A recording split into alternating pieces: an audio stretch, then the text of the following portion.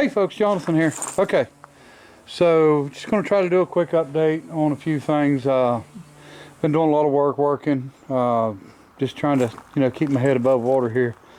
Highway patrol rotation, all the inspections are done for both counties. Thank goodness, and all that's taken care of. Let me see, I had to put number 3 piston in my top kick with the TT466. I guess it cracked the 2 compression rings for some reason, started getting a little blow by, got really bad. I put injectors in that because it was skipping on one cylinder, and I was figuring on it was an injector, and it wasn't. It was compression number 3. So anyway, 1 new sleeve, piston and rings, and that was a NOS bought off eBay, and I didn't put a whole set in it. I just fixed the 1 cylinder and put it back together, and it's rolling on, no problem. So it'd have been nice to build the whole thing, but I didn't want to spend the money on it because I don't use it that much. So anyway, I have got the torque converter out of the Caterpillar forklift. When I put the Perkins engine in, we had a problem with the torque converter itself, and waiting on it. It's supposed to be here tomorrow. Hopefully it'll be the right one. Caterpillar's not much help on the machine. I think that machine's 85. And they don't have anything on the computer. They couldn't even tell me a part number. They said they don't have any manuals for it, and they don't know how to read microfiche. So, or don't have nothing to read it. So anyway, let me see. Little boiler, put 2 tubes in it. Pressure tested, static test, 150 PSI. Been running it up to about 85 on the pressure relief valve. As of right now, it's cold as ice. It's 7:45. It's probably going to get dark about, I don't know, 8:30. So we're going to go ahead and fire it real quick and see if we can get it up to temperature. I'm going to run it on up until the 85. Pressure relief valve pops off, and then I'll fire an engine up. I've actually got it plumbed to 3 engines. Like I said, I'm going to try to do this quick and not bore everyone, because it seems like every time I do a steam engine video, I get a bunch of complaints because everybody wants me to go back to doing cars, and so I'll just, try not to do any videos and keep it to myself, and then I won't have to worry about the complaints. So, little Sears and Roebuck engine, 1873 Leffel book welder engine, and of course my upright 4-horse Sears.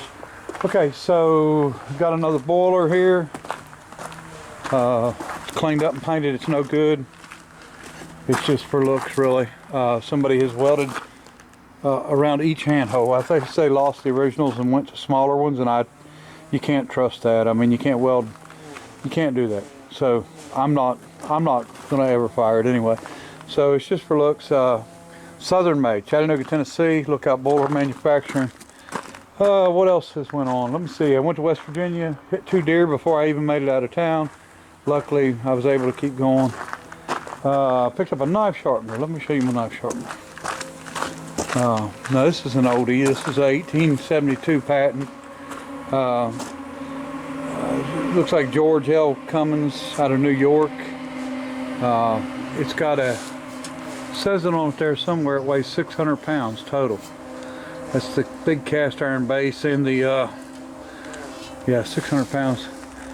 And the stone, it's a monster, but being an 1872, they didn't run gas engines then, so it would have either been water power or steam power. So we're going to run it steam power.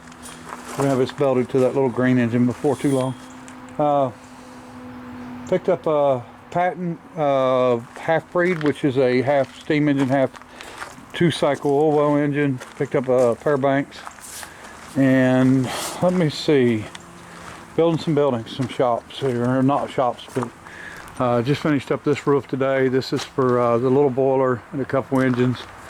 Of course, this is the roof for the engine from Henry Ford Museum, and then we're working on a roof here, and for that boiler and the Buffalo Forge engine with the generator. I've got the Fairbanks engine here running. This is a 12-horse. This runs good. I got a 5-horse Hercules. I got to bore and put a cylinder or put a sleeve in. I picked up a good slab saw, really old one. I've been using it. That's why I got it covered up out here. This is an old wooden one, and I've been using it to cut wood to put in the little boiler. Been using just slab wood, pieces, parts, whatever I got. You know, you can burn pine as long as you're going to keep the flues clean in it. And getting ready to move this stuff, but like I said, I figured I'd fire it up one more time before then. And like I said, cold as ice, no fire whatsoever been in it. And I'm going to go get some pine cones, pine straw, see if we can get it fired pretty quick. All right. Okay, so it is 7:51. I had to go find a lighter. I don't smoke anymore, so sometimes you got to do what you got to do. All right, pine straw burns quick and easy, and pine cones burn really good. These are big old pine cones. Got these things falling all over the place. These longleaf pines, and these will take off and burn really good, and then you just throw your wood in on top of it. Okay, so our water level is right there. Now, I didn't want a lot of water in it, and what it is I let this thing burn out when the water was up, and when it cools it contracts, and then when it heats up it'll expand. So by the time we get it hot, it'll be probably half full, and we'll get it up, and then we'll use the injector and put some water in it. So now that we got it, you see how quick you can get a fire going with that good dry pine cone. Now we'll just throw some wood in there and let her burn. See how long it takes to get her up. So we started at what, 7:51, and we'll see how long it takes to get some pressure built up in the gauge anyway. Of course it's on 0. Try to keep out of the sunlight shining at me. Alright, show you more here shortly. Okay. Alright, so we got Nana up here sitting on a steam engine holding it down so it don't blow away.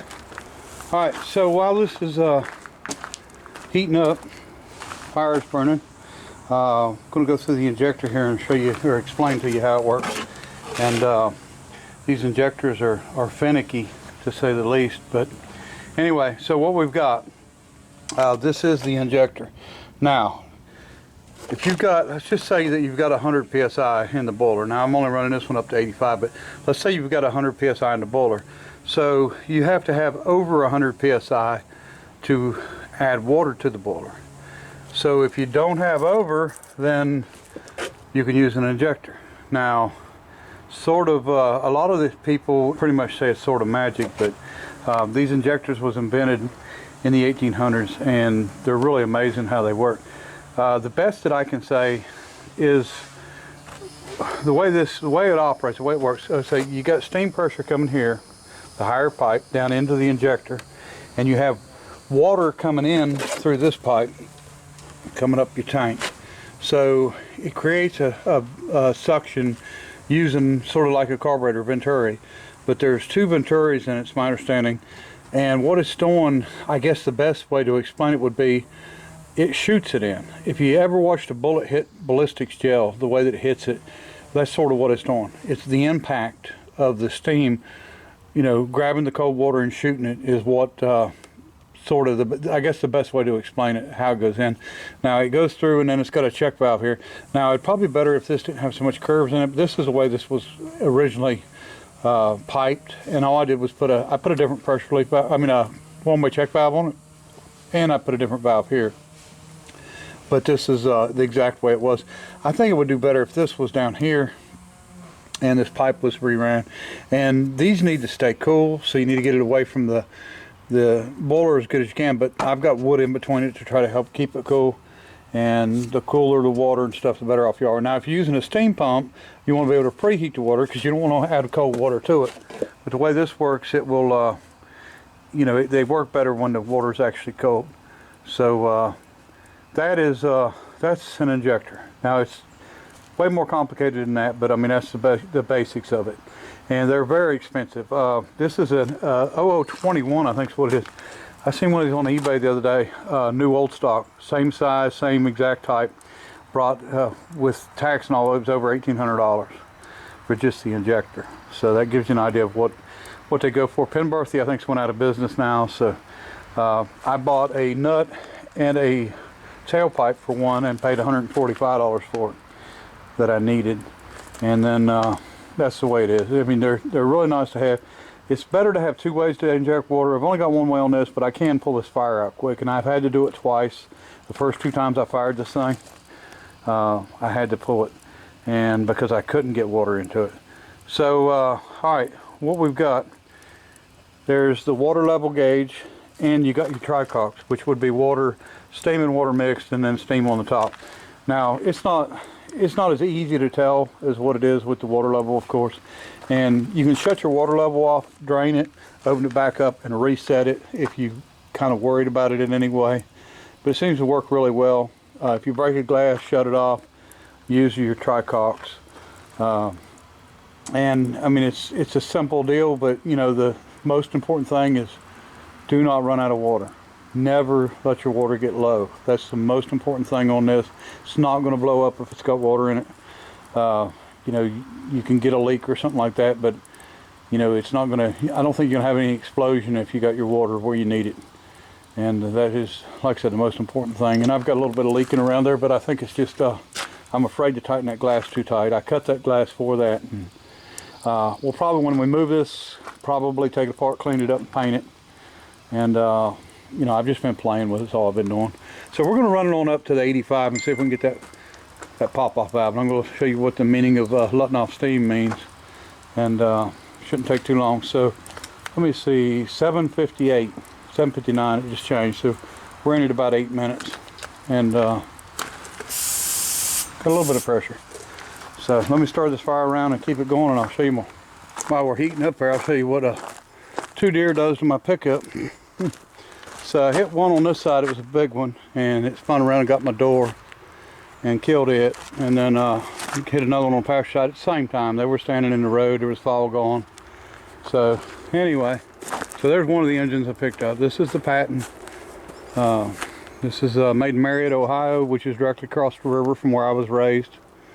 And neat engine, and not in any hurry whatsoever to get it together or get it running. I just wanted to, you know, to get it to show people the difference between, you know, this is sort of the updated version. This is a steam engine bed, what you know we call a half breed, and a gasoline cylinder. So Patton made steam engines before they made gas engines.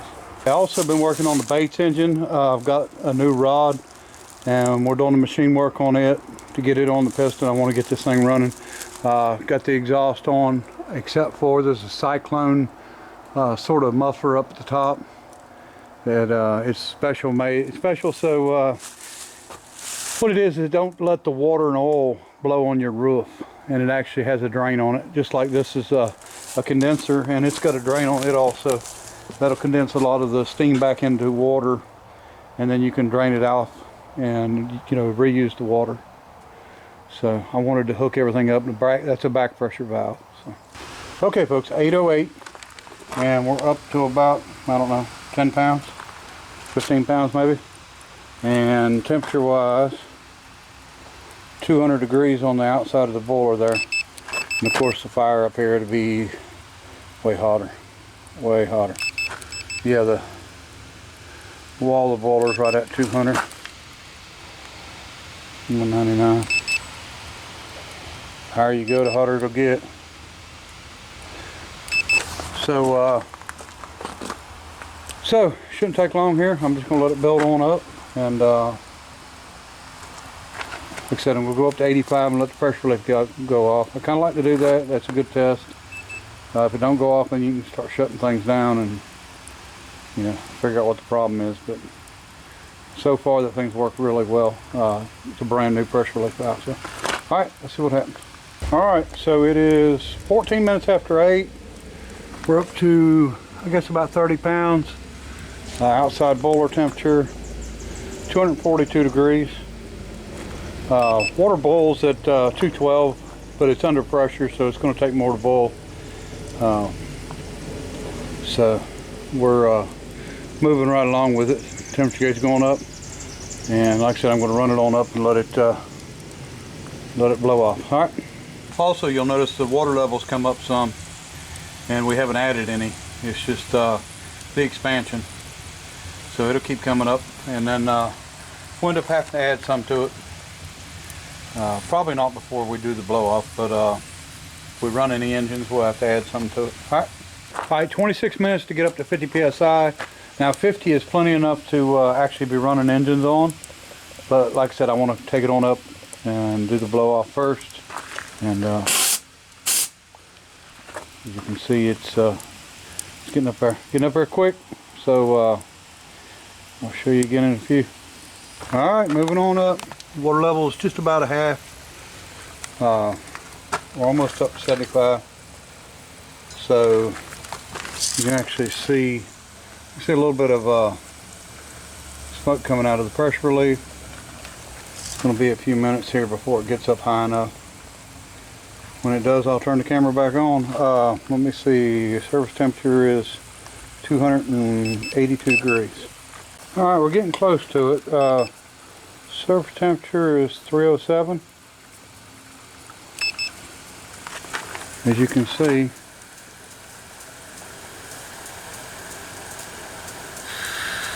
okay, a little bit come out. We're going to wait and let it come on.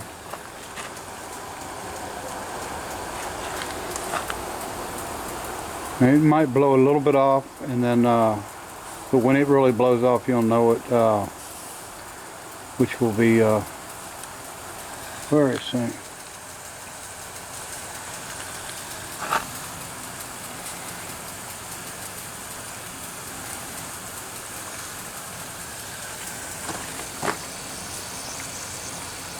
We're really close.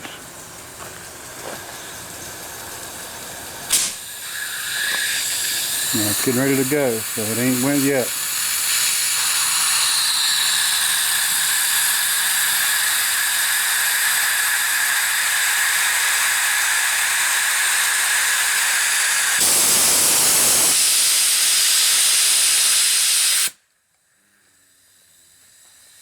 That's blowing off steam right there.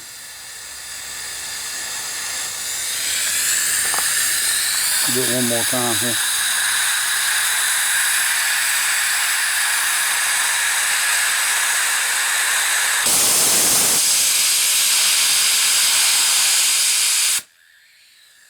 Alright, now I'm going to start an engine up and that'll bring it down. We'll get this level running. Seems to use more, it's a pretty big engine. And we'll add some water also, and that will bring the temperature down. Okay, so we started the level engine up, and I added quite a bit of water to it. I'm filling it back up now, but as you can see, we got the water level up, and that brought our pressure down quite a bit. Now we're filling our bucket back up. Level engine's running. It's acquired a little bit of a noise, a little knock, and I'm not sure what it is. I'm going to have to check into that. It's quieter than that. But anyway.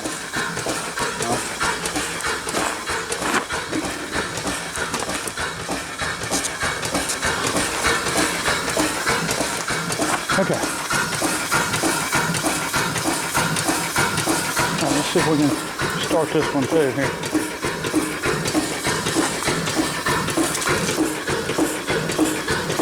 So you want to get the water out the cylinder. There you go. As you can see, it's shooting it out.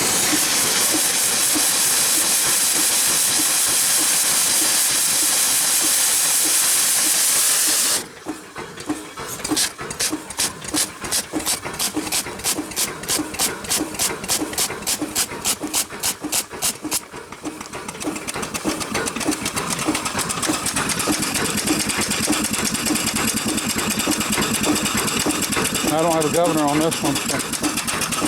But this governor don't work on this one either, so. But my red one it does. As you can see, we're gaining pressure back, even though we got the engines running because we stopped adding fresh water in it.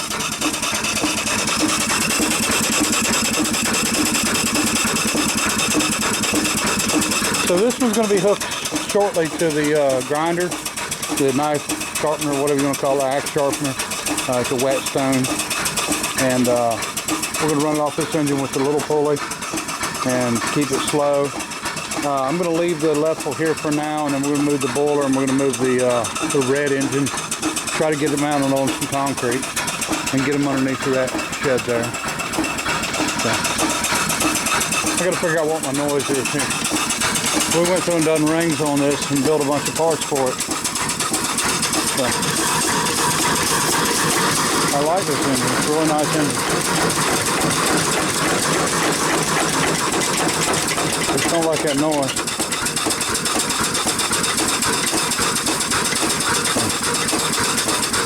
Wedge may have come loose on the rod, but anyway. As you can see, we're maintaining that steam pressure. Alright. I'm going to let this build down. I'm not going to fire it no more. Oh, I didn't even look and see what the time was though, but it's 8:28 now, so you figure it was, what, 9 minutes till? It was 7:51, so that's less than 45 minutes ago. We were just firing it up cold, so, you know, it don't take that long, really, and, you know, it's neat to mess with. So them two engines running like that, it'll keep right on running. I can run that one too, but the problem is the way I've got it piped, I've got to roll this one up on top dead center and then cut the valve on to get pressure over here. So I don't have the valve in the right spot. I was limited on what pipes I had to work with, so we just done what we had to do. So anyway, we'll get it all figured out here shortly and go from there. And everything seems to be working out really well. All right. Get some more videos to you. I'm going to do an update video, 1 year update on my sawmill.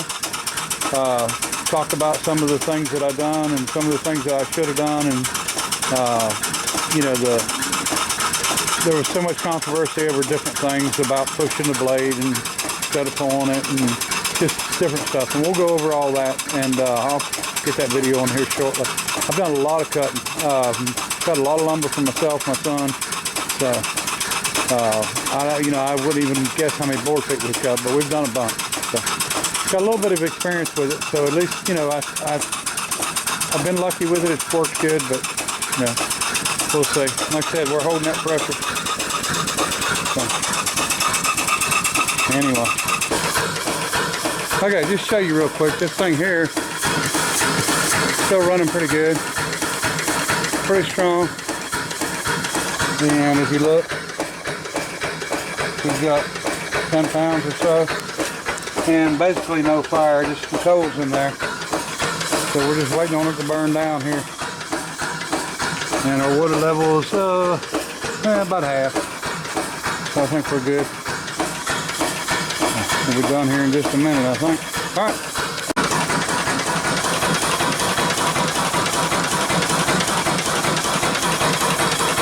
Really like that engine.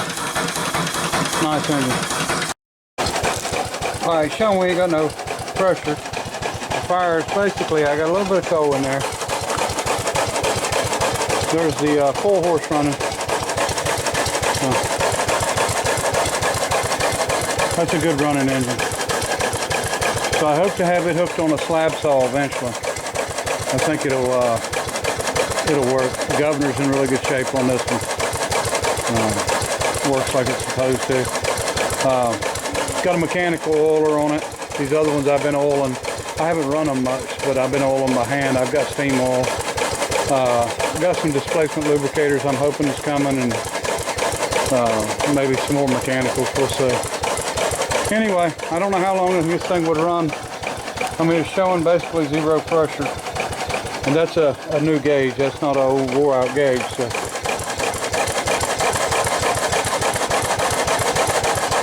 Amazing. That boiler will just keep right on making pressure. It's hot, so it'll take it quite a while to ever, you know, get completely cooled down. So water pressure or water level is good for restarting the next time, and I think we're safe to head off. Just a few little coals in there. And like I said, 0 pressure, basically 0 pressure. So, well, that's it. All right. Appreciate everybody watching. Till next time. Bye.